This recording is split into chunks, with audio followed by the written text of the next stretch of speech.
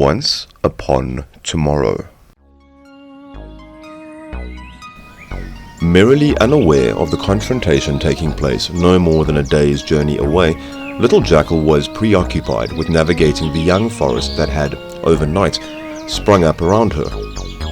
Every now and then she would see something she recognized all wrapped up in fresh foliage, a rusty street sign perhaps, or a wall collapsed under the weight of the new woods.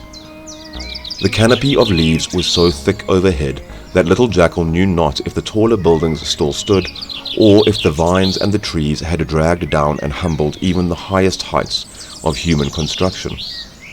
A part of the Jackal's heart hoped for the latter, for she had so missed the flowers and the fields, and there had been something satisfying about watching as grey had given way to green. Another part of her mourned, however. The city, broken though it had obviously been, had still been a living city. It had had its own heartbeat, its own pulse. For all of its dreary grey, the broken city had been perhaps the most unique of any of little Jackal's many homes.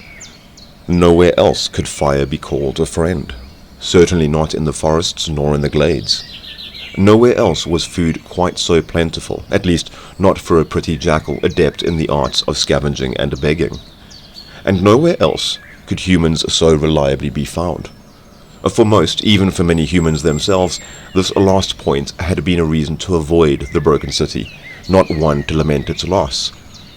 But for little Jackal, an aficionado of novelty, there was little quite so novel as the humans. Yes, the Green Queen could bring life into being at her merest whim, but the little Jackal had to ask herself, was the Emerald Lady bringing anything new into the world, or was she simply erasing what little of difference remained?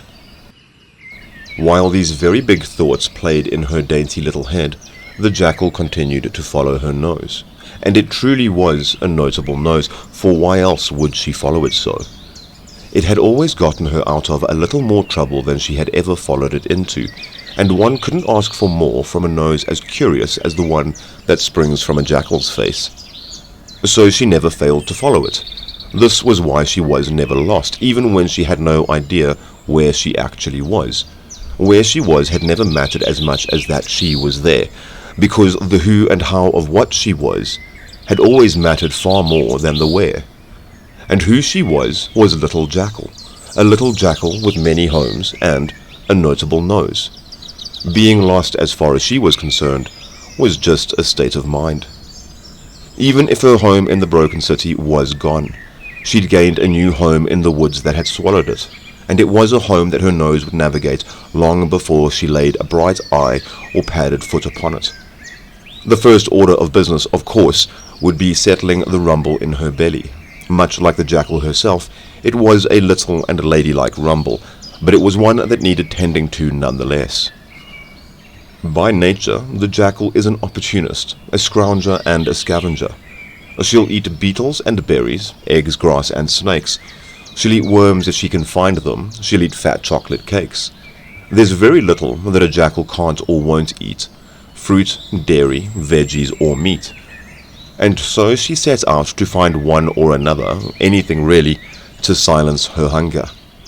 And what she'd learned from the city that had stood where grass now tickled her feet was that humans were always one of the best sources of feed.